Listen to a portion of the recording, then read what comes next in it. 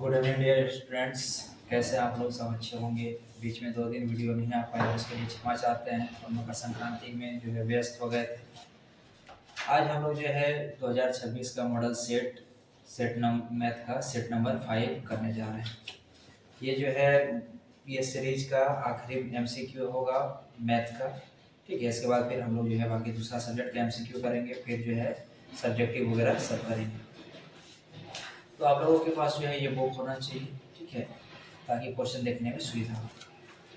तो चलिए जल्दी से जो है हम लोग स्टार्ट करते हैं, ज़्यादा समय हम लोग नहीं लेंगे। सेट नंबर 5 का क्वेश्चन नंबर 1 कह रहा है क्या, निम्न में 140 का अभाज्य गुणनखंड। ठीक है, तो जो है क्वेश्चन नंबर 1 कह रहा है 140 का अभाज्य गुणनखंड। ठीक है, तो हम लोग जो है इसका अभाज्य गुणनखंड कर लेंगे। से 35 5 से 7 बार में, यानी कि 140 का जब हम लोग जो है अभाज्य गुणनखंड देखेंगे तो 2 गुना 2 गुना 5 गुना 7। तो इस फॉर्म में कहाँ पर है, कौन सा ऑप्शन में, तो जो है ऑप्शन बी में मिल जाएगा। ठीक है, तो इसका करेक्ट आंसर हो जाएगा ऑप्शन बी। नेक्स्ट जो है क्वेश्चन नंबर 2 हम लोग देखते हैं। क्वेश्चन नंबर 2 का है 18 और 12 का एससी। ठीक है, तो 18 और 12 का एससी, तो बड़ा से बड़ा जो है हम लोग देखेंगे। ठीक है, तो 6 से कटेगा, 6 तिया 18, 6 दूना 12। क्या अब ऐसा कोई कॉमन है जो कि दोनों कटे? नहीं है। तो एचसीएफ क्या हो जाएगा, 6 हो जाएगा। ठीक है, और भी बहुत सारा तरीका है, आप लोग दूसरा तरीका से भी बना सकते हैं।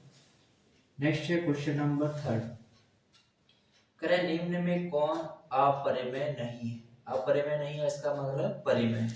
तो ऑप्शन ए पहले देखते हैं हम लोग। तो ऑप्शन ए है √48 अपॉन √27। इसको हम लोग जो है 48 को कैसे लिख सकते हैं, तो 4 चौक 16, 16 तिया 48, यानी कि 4√3 लिख सकते हैं। क्यों लिख सकते हैं, तो अगर यदि इसको हम लोग ज़्यादा डिटेल्स में देखेंगे तो 16 गुना 3 लिख सकते हैं, 16 तिया 48। और 16 का वर्गमूल कितना होता है, 4 होता है। ठीक है, और ये 3 जो है रूट में रह जाए। उसी प्रकार से 27 का अगर यदि हम लोग बात करेंगे तो 27 को कैसे लिख सकते हैं, 9 3 27। तो 9 का कितना होता है, 3 होता है, तो 3√3। ये √3 से √3 क्या हो गया, कैंसिल हो गया, तो बचा क्या 4/3। तो यही ऑप्शन जो है हो गया परिमेय संख्या। तो ऑप्शन ए हो जाएगा इसका correct answer. Next question number 4 कह रहा है क्या, ये ग्राफ दिया हुआ है y बराबर px का ग्राफ दिया गया है, बहुपद px के शून्यकों की संख्या क्या है।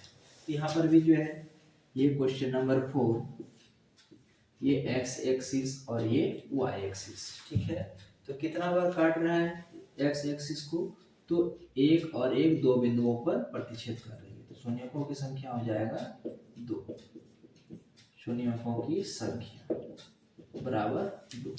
ठीक है, नेक्स्ट जो है क्वेश्चन नंबर 5, करें द्विघात बहुपद t² - 15 के शून्यक। t² - 15 का शून्यक ज्ञात करना है। ठीक है, t² 15 को हम लोग लिख सकते हैं रूट 15 का होल स्क्वायर।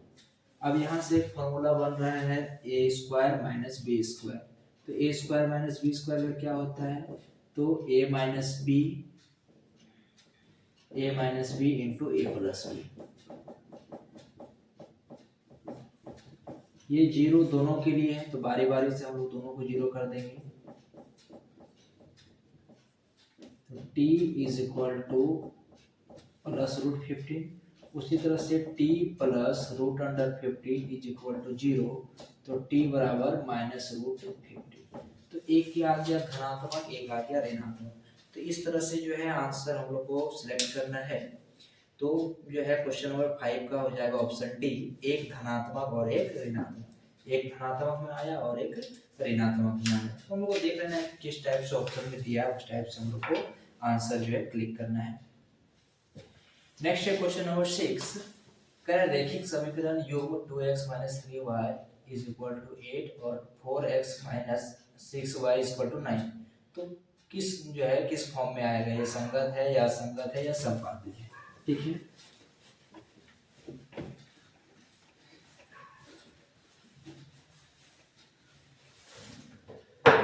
तो सीधी सी बात है कि संपाती में भी संगत होता है, तो संगत और संपाती यहाँ तो दो दो सेम ऑप्शन हो गया, तो यहाँ तो होगा ही नहीं। ऐसे ही संगत और संपाती एलिमिनेट हो गया तो बच गया असंगत। ठीक है, फिर भी हम लोग जो है इसको थोड़ा सा देख लेते हैं कि क्या है। तो क्वेश्चन है 2x minus 3y 2x minus 3y is equal to 8। ठीक है, उसके बाद इसको हम लोग इधर कर सकते हैं -8 इज इक्वल टू 0, और दूसरा जो है 4x minus 6y is equal to 9 है, तो इधर आ जाएगा तो -9 इज इक्वल टू 0। अब यहाँ से a1 बाय a2, तो a1 बाय a2 हो गया 2/4, b1 बाय b2 ये हो गया -3 बाय -6, यानी ये कट के 1/2, ये कट के 1/2। ठीक है, उसके बाद c1 बाय c2 जो है ये -8 बाय -9, यानी माइनस माइनस कट गया तो 8/9। तो यहाँ कौन सा क्राइटेरिया फॉलो कर रहा है, तो क्राइटेरिया ये कर रहा है कि a1 by a2 is equal to b1 by b2 is not equal to c1 by c2। और हम जानते हैं कि इस कंडीशन में क्या होता है, कोई हल नहीं होता है, और जब कोई हल नहीं होगा तो असंगत होगा, कोई हल नहीं होगा तो असंगत, तो ऑप्शन बी हो जाएगा इसका करेक्ट आंसर। ठीक है, नेक्स्ट जो है क्वेश्चन नंबर 7 कह रहा है कि ये समीकरण दिया गया है, इसमें से x और y का वैल्यू फाइंड आउट करना है। ठीक है, तो जो है क्वेश्चन नंबर 7 कह रहा है 2x plus y is equal to 5, और क्या दिया है 3x plus 2y is equal to 8, 3x plus 2y is equal to 8। यहाँ से हम लोग क्या कर सकते हैं, y इज इक्वल टू 5, और ये प्लस 2x से उधर चला जाएगा तो -2x, इसको हम लोग इक्वेशन फर्स्ट मान सकते हैं।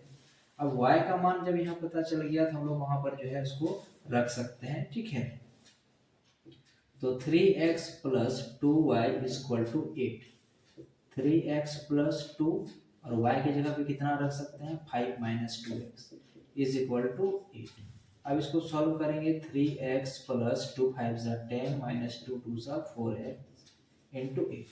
ठीक है, 3x माइनस 4x तो हो गया -x, और ये हो गया, ये प्लस 10 उधर चला जाएगा तो -10, तो -x इज इक्वल टू -2, ये माइनस से माइनस हो गया कैंसिल, तो x is equal to 2, x का मान कितना निकल गया 2।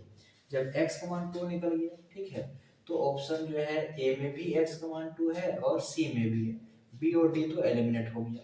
अब y का मान हम लोग फाइंड आउट करेंगे। ठीक है, तो y का मान फाइंड आउट करने के लिए हम लोग जो है x का वैल्यू समीकरण 1 में पुट कर देते हैं, तो y is equal to 5 minus 2 into X, X का वैल्यू कितना है 2, तो 5 माइनस 4, यानी कि y का मान निकल गया 1।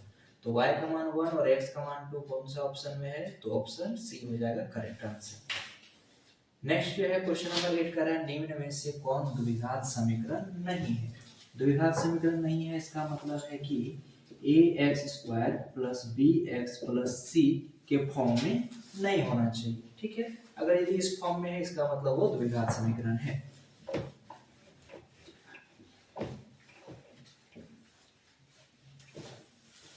तो हम लोग देखते हैं क्वेश्चन नंबर 8। क्वेश्चन नंबर 8 का कह रहा है क्या कि जो है पहला क्वेश्चन है x माइनस 2 का whole square,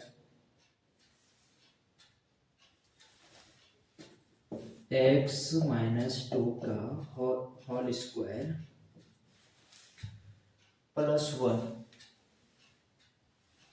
plus 1 is equal to 2x minus 3।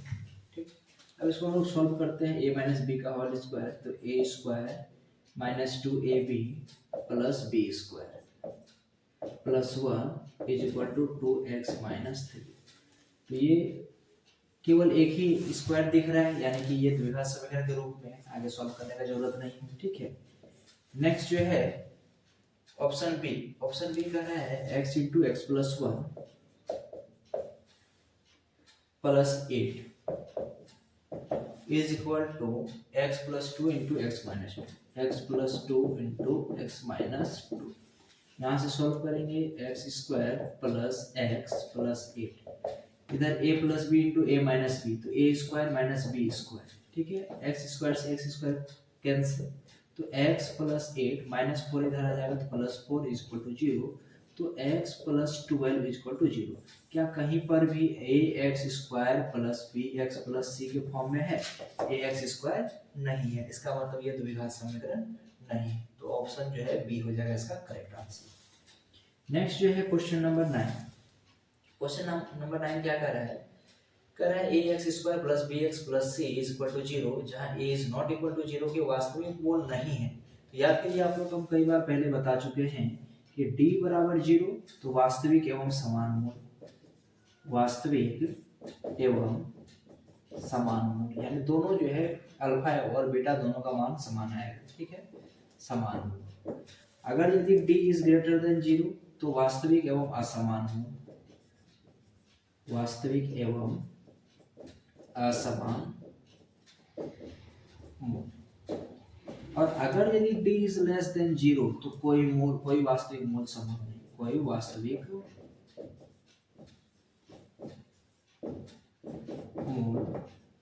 संभव नहीं, ठीक है।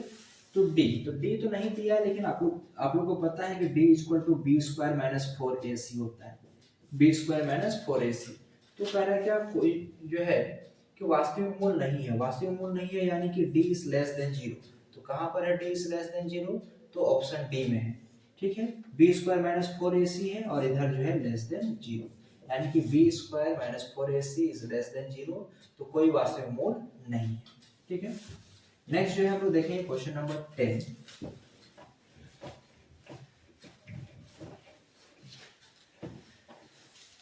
क्वेश्चन नंबर 10 क्या है कि एपी दिया है, इसका सारवंतर ज्ञात करना है, ठीक है। क्वेश्चन नंबर 10 एपी दिया है 3 प्लस रूट 2, 3 प्लस रूट 2। आगे लिखने में जरूरत नहीं है क्योंकि इसी से हम लोग को पता चल जाएगा कि एपी है तो सारवंतर निकाल लेंगे, ठीक है। तो यहाँ से जो है डी निकालने के लिए हम लोग पिछला पद से, ठीक है, उतना हम लोग फॉर्मूला पे नहीं जा रहे क्योंकि ये एमसीक्यू है, ठीक है। सब्जेक्टिव रहेगा तो हम लोग पूरा उसको जो है बाय प्रोसेस अच्छी तरीके से बनाएंगे। तो 3 प्लस रूट 2 माइनस 3, ये 3 से 3 हो गया कैंसिल, तो हो गया रूट 2। सारवंतर कितना हो जाएगा? रूट 2। तो कौन सा ऑप्शन में है? तो ऑप्शन सी हो जाएगा इसका करेक्ट आंसर। नेक्स्ट है क्वेश्चन नंबर 11। कह रहा है एपी में ए दिया हुआ है 7, ए दिया है 7, डी दिया है 3 और एन दिया है 8। d इक्वल टू 3 और n इक्वल टू 8। तो कह रहा है क्या ए एन फाइंड आउट करना है। तो ए एन का फॉर्मूला क्या होता है? a plus n minus 1 into d. A का वैल्यू पुट करना है, एन का और डी का। फाइनली इसको हम लोग सॉल्व करेंगे तो 8 में से 1 चला गया 7, 7 इंटू 3, तो 7 प्लस 7 3 जा 21, तो हो गया 28। तो 28 जो है कौन सा ऑप्शन में है? ऑप्शन सी हो जाएगा इसका करेक्ट आंसर। वेरी सिंपल, कुछ नहीं है इसमें, ठीक है। नेक्स्ट हम लोग देखते हैं क्वेश्चन नंबर 12। कह रहा है कोई दो बिंदु दिया है, इसके बीच की दूरी ज्ञात करना है। -5 7 और है -1 3, ठीक है। कोई बिंदु है, मान के चलिए ये बिंदु ए है और ये बिंदु बी है, ठीक है। इनके बीच का दूरी जो है डिस्टेंस निकालना है। तो दूरी सूत्र से हम लोग निकाल सकते हैं, दूरी सूत्र से A B is equal to under root x2 minus x1 का whole square plus y2 minus y1 का होल स्क्वायर। x2 कितना है? -1, माइनस x1 कितना है? -5। तो माइनस और माइनस हम लोग एक ही बार में जो है एक स्टेप कम कर देते हैं, +5 प्लस y2 कितना है? 3 माइनस y1 कितना है? 7 का होल स्क्वायर। 5 में से 1 चला गया 4, 4 का होल स्क्वायर, 3 में से 7 जो -7 तो -4 का होल स्क्वायर। अब यहाँ से जो है 4 का स्क्वायर 16 और -4 का स्क्वायर भी 16, तो ये कितना हो गया?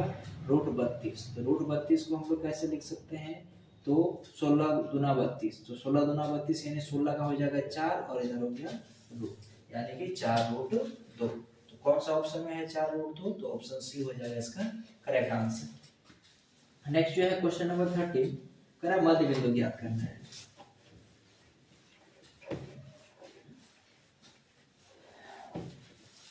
क्वेश्चन नंबर 13 कह रहा है कोई दो बिंदु है जो है इसको मिलाने वाले रेखाखंड का मध्य बिंदु। ठीक है, कुछ नहीं है, बहुत ही सिंपल ये सब क्वेश्चन है। ठीक है, थोड़ा सा ध्यान जो है देते हुए समझना है। अरे एक बिंदु है 1 2 और 3 4, 1 2 और ये बिंदु है 3 4। ठीक है, इसको मिलाने वाली कोई रेखा है सी, इसका मध्य बिंदु मान लिए x1। ठीक है, तो यहाँ से जो है अगर हम लोग को बिंदु सी का मान ज्ञात करना है तो मध्य बिंदु सूत्र से, मध्य बिंदु सूत्र से, तो मध्य बिंदु सूत्र से अगर यदि हम लोग xy का मान निकालेंगे तो क्या होता है x1 plus x2 by 2 y1 plus y2 by 2। ठीक है, अब यहाँ से ये x1 y1 x2 y2, तो x1 कितना है 1 है, प्लस x2 कितना है 3 है, y1 कितना है तो 2 है, और y2 कितना है 4 है, y2 3 plus 1 4 by 2, 4 2 plus 4 6 by 2। यहाँ से कटेगा तो कटा देना है, 2 ये 3, तो जो है मिलाने वाली मध्य बिंदु का जो है बिंदु का मान कितना हो जाएगा तो 2 और 3 हो जाएगा। तो 2 और 3 कहाँ पर है तो ऑप्शन बी हो जाएगा इसका करेक्ट आंसर। नेक्स्ट जो है क्वेश्चन नंबर 14, बहुत ही सिंपल है क्वेश्चन है, कह रहे सभी समबाहु त्रिभुज, तो सभी समबाहु त्रिभुज यानी जिसके तीनों भुजा समान हो, तो तीनों भुजा समान हो तो समबाहु त्रिभुज हमेशा क्या होते हैं समरूप होते हैं। अगर यदि हम लोग जो है ये छोटा सा त्रिभुज लिए, ठीक है, कोई बड़ा सा त्रिभुज लिए, ये भी समबाहु, तो क्या होता है देखने में एक समान है, तो एक समान है तो वो क्या है समरूप है, तो हो जाएगा 14 का बी। नेक्स्ट जो है क्वेश्चन नंबर 15, ये जो है थेल्स प्रमेय पे आधारित है।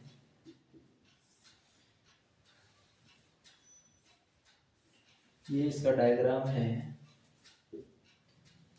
A B C D E. ठीक है, तो यहाँ दिया है AD नहीं दिया है, BD दिया है 7.2 सेंटीमीटर, EC दिया है 5.4 सेंटीमीटर और AE दिया है 1.8 सेंटीमीटर। AD इक्वल टू वाट। ठीक है, तो ये जो है थेल्स प्रमेय क्या कह रहे हैं कि किसी भी भुजा के समांतर कोई रेखा खींची जाती है तो अन्य दो भुजाओं को समान भुजा जो है समानुपात में विभाजित करती है। ठीक है, तो वो क्या हो जाएगा कि AD upon BD is equal to AE upon EC।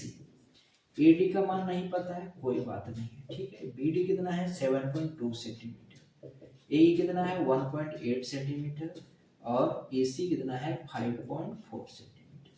18 दिया 54, 3 से कट गया 24 बार 2.4, अब ये उधर चला जाएगा तो AD का मान निकल गया 2.4 सेंटीमीटर। तो AD जो हम लोग आसानी से कितना फाइंड आउट कर लिए तो 2.4 सेंटीमीटर हो जाएगा 15 का बी।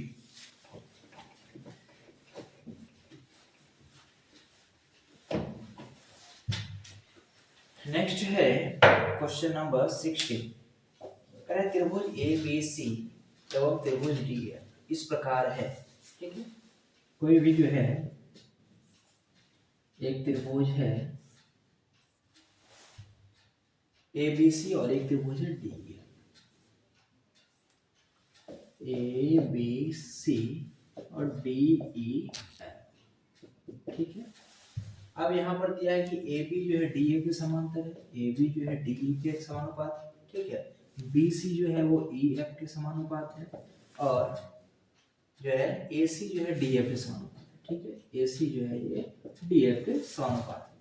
तो कह रहे कौन A है 40 डिग्री, कौन A है 40 डिग्री। ठीक है, तो ये भी होगा 40 डिग्री क्योंकि समरूप त्रिभुज का जो है संगत कोण बराबर होता है। फिर कह रहे क्या कौन B बराबर 80 डिग्री, ये 80 डिग्री, तो ये भी हो जाएगा 80 डिग्री। तो करेगा कौन F का माप ज्ञात करें, तो हम लोग जानते हैं कि त्रिभुज के तीनों कोणों का योग 180 डिग्री, तो ये दोनों मिला के जो है 120 हो गया, तो ये वाला कोण 60 डिग्री होगा कि नहीं होगा। तो आसानी से हम लोग जो है इसको टिक आउट करके आगे निकल सकते हैं। तो जो है 16 का हो जाएगा option C, sorry question number 16 है। ठीक है, ये जो है ध्यान दीजिएगा, क्वेश्चन नंबर 16 का हो जाएगा जो है ऑप्शन सी। नेक्स्ट है क्वेश्चन नंबर 17, कह रहा है root under X square minus x minus root 2 बराबर 0 के मूलों की प्रकृति बताइए। ठीक है, हमारे पास जो है समीकरण है root 2 x square minus x minus root is equal to जी। तो करेगा मोलों की प्रकृति, प्रकृति यानी डी निकालना होगा, ठीक है। तो डी से ही हम लोग को पता चलेगा। तो डी क्या होता है, B square minus 4ac। B का मान कितना है, तो -1 माइनस 4ac। ए कितना है, √2 और सी कितना है, -√2, ठीक है। 1 का स्क्वायर 1, माइनस और माइनस को मल्टीप्लाई करेंगे तो प्लस 4 और √2 इंटू √2 कितना होता है 2, तो 4 दूना 8, तो हो गया ये 9। तो हम लोग जानते हैं कि जब d इज ग्रेटर देन 0, 0 से बड़ा है 9 का, ठीक है, तो d इज ग्रेटर देन 0 तब क्या होता है, वास्तविक एवं असमान, वास्तविक एवं असमान, यानी कि वास्तविक होगा लेकिन दोनों का अल्फा का मान अलग निकलेगा और बीटा का मान अलग निकलेगा। तो ये जो है कहां पर है ये आंसर, तो ऑप्शन सी में हो जाएगा, वास्तविक एवं असमान, ठीक है। नेक्स्ट जो है क्वेश्चन नंबर 18। क्वेश्चन नंबर 18 क्या कह रहा है कि किसी वृत्त पर बाह्य बिंदु से खींची गई स्पर्श रेखाओं की संख्या होगी, ठीक है। कोई ये वृत्त है, ठीक है, बाह्य बिंदु यहाँ से, तो ये स्पर्श रेखा, तो स्पर्श रेखा जो है हमेशा कितना खींची जा सकती है किसी एक बाह्य बिंदु से, तो स्पर्श रेखाओं की संख्या 2 हो जाएगी। तो ऑप्शन सी हो जाएगा इसका करेक्ट आंसर, ठीक है।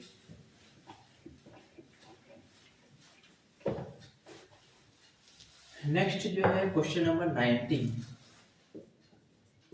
क्वेश्चन नंबर 19 क्या कह रहा है कि आकृति दिया हुआ है, इसमें से पीटी क्यू का मान ज्ञात करना है, ठीक है। कोई वृत्त है,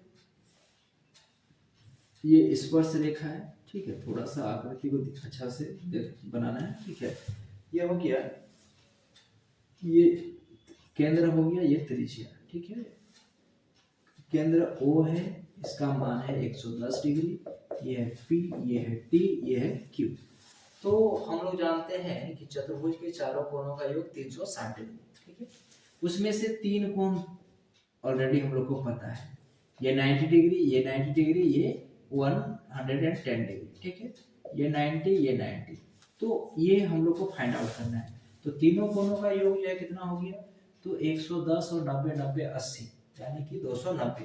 तो ये तीनों जोड़ के हो गया 290, और चारों कोणों का योग कितना होता है 360।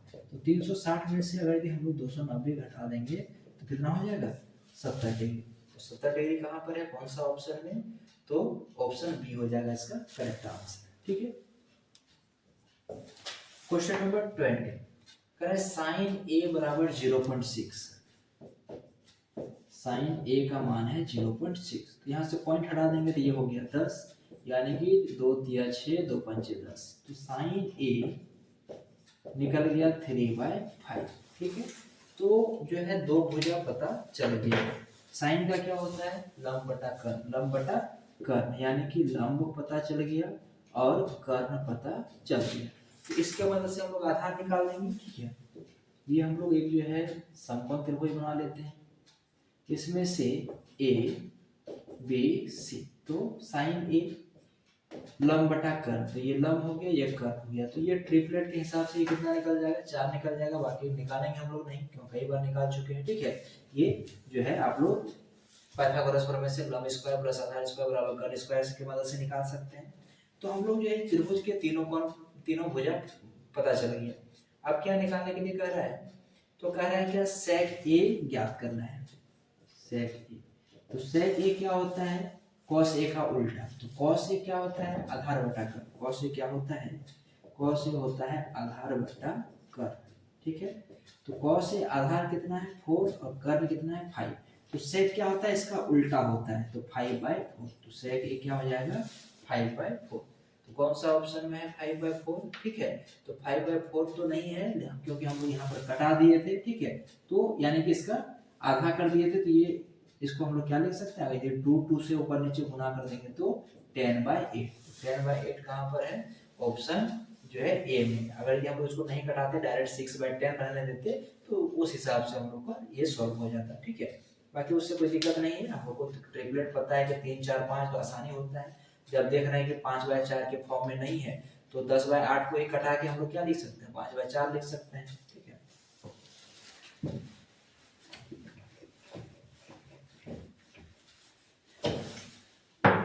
नेक्स्ट क्वेश्चन नंबर 21, ठीक है। क्वेश्चन नंबर 21 क्या कर रहा है कि root under 3 is equal to 2 cos a, root under 3 is equal to 2 cos a, ठीक है। अब यहां से कर है क्या,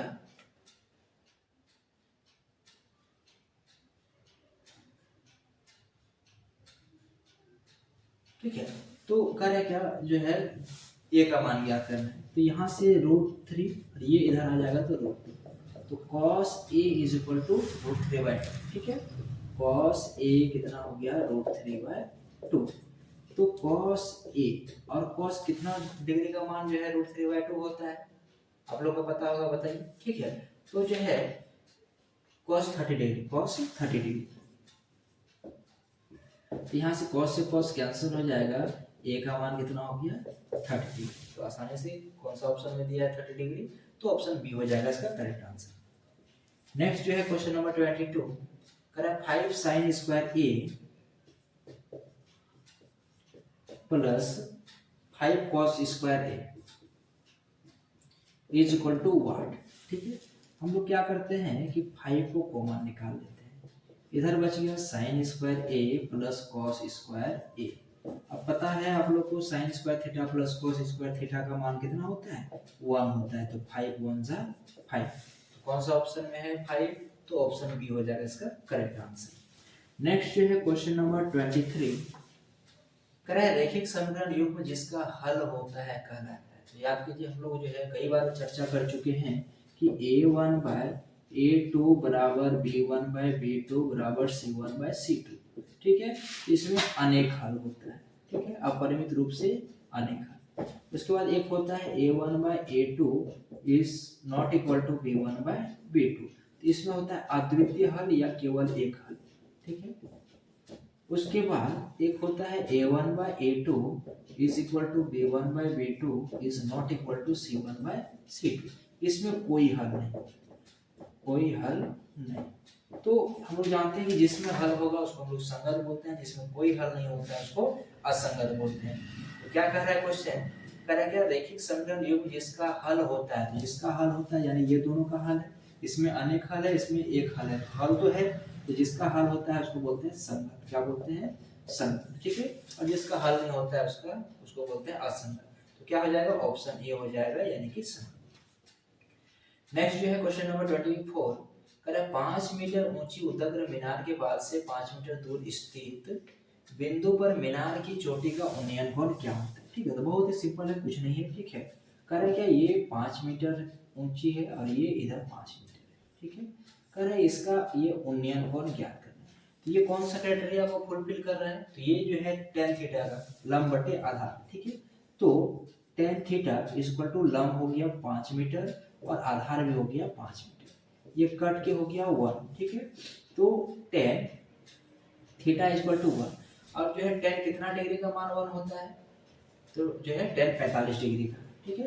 तो tan थीटा और यहाँ पर 1 की जगह पे क्या लिख सकते हैं, tan 45 डिग्री, tan से tan कैंसिल हो जाएगा तो theta is equal to 45 degree, तो उन्नयन कोण का मान कितना हो जाएगा 45, कौन सा ऑप्शन में है, तो ऑप्शन बी हो जाएगा इसका करेक्ट आंसर।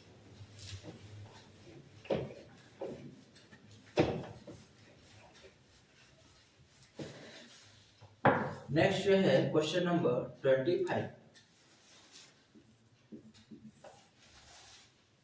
करा है 90 डिग्री केंद्रीय कोण और r त्रिज्या वाले त्रिज्यखंड का क्षेत्रफल, तो कुछ नहीं है, ये फॉर्मूला है, ठीक है।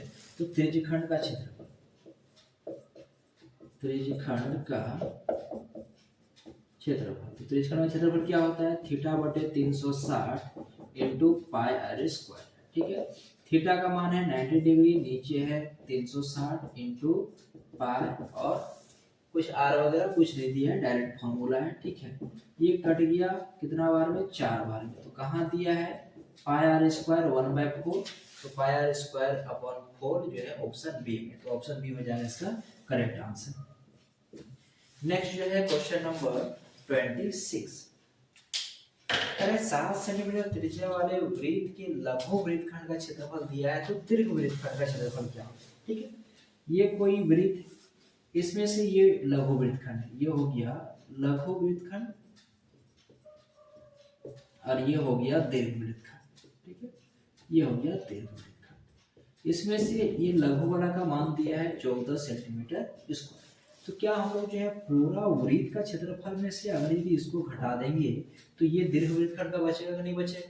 तो आसानी से बचेगा। ठीक है, तो हम लोग जो है दीर्घवृत्तखंड का क्षेत्रफल, दीर्घवृत्तखंड का क्षेत्रफल बराबर वृत्त का क्षेत्रफल माइनस लघु वृत्तखंड का क्षेत्रफल, लघु वृत्तखंड का क्षेत्रफल। ठीक है, वृत्त का क्षेत्रफल क्या होता है? पाई आर स्क्वायर माइनस लघु वृत्तखंड का कितना दिया है? 14 सेंटीमीटर स्क्वायर। ठीक है, पाई का मान 22/7, त्रिज्या दिया है 7 सेंटीमीटर, तो 7 सेंटीमीटर इंटू 7 सेंटीमीटर, ये हो गया 14 सेंटीमीटर स्क्वायर। ये 7 से 7 हो गया कैंसिल, 22 सते 154 centimetre square minus 14 centimetre square. तो 154 में से 14 घट गया, कितना हो गया? 140 सेंटीमीटर स्क्वायर। तो कहाँ है, कौन सा ऑप्शन है 140? तो ऑप्शन ए हो जाएगा करेक्ट आंसर। नेक्स्ट है क्वेश्चन नंबर 27, कह रहा है एक घन का किनारा 5 सेंटीमीटर है तो संपूर्ण पृष्ठीय क्षेत्र। ठीक है,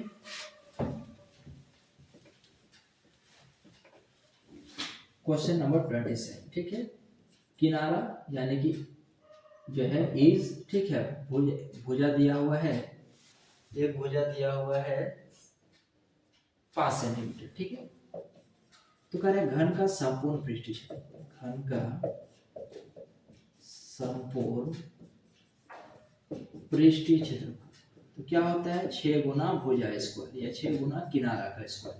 तो 6 और भुजा कितना है? 5 सेंटीमीटर इंटू 5 सेंटीमीटर, तो बचे 25, 25 छक 150 सेंटीमीटर स्क्वायर। तो संपूर्ण पृष्ठीय क्षेत्रफल कितना हो गया? 150। कौन सा ऑप्शन में है? तो ऑप्शन ए हो जाएगा इसका करेक्ट आंसर। नेक्स्ट है क्वेश्चन नंबर 28, कह रहा है एक ठोस घनाभ के आकार की एक ठोस जो है घनाभ के आकार की है जिसकी विमाएं यानी डायमेंशन, ठीक है, whose dimensions are given 15 centimetre into 7 centimetre into 8 centimetre, then we have to find out the volume of the solid। ठीक है, तो करे क्या? घनाभ का आयतन, घनाभ का आयतन तो L into B into H. ठीक है, क्या दिया है इसका डायमेंशन? तो 15, 7, 8, 15, 7, 8। ठीक है, तो जो है 15 8 120, 12 7 84, यानी कि 840 सेंटीमीटर क्यूब। तो कहाँ पर है 840 सेंटीमीटर क्यूब? ठीक है, तो 840 सेंटीमीटर क्यूब है ऑप्शन सी। क्वेश्चन नंबर 29, करा है क्या? जो है 7 8 9 7 8 9 3 9 5 4 2 संख्याओं का माध्य है। तो सबसे पहले इसको हम असेंडिंग ऑर्डर में अरेंज कर लेते हैं। तो सबसे छोटा है 2, फिर है 4, नहीं उसके बाद 3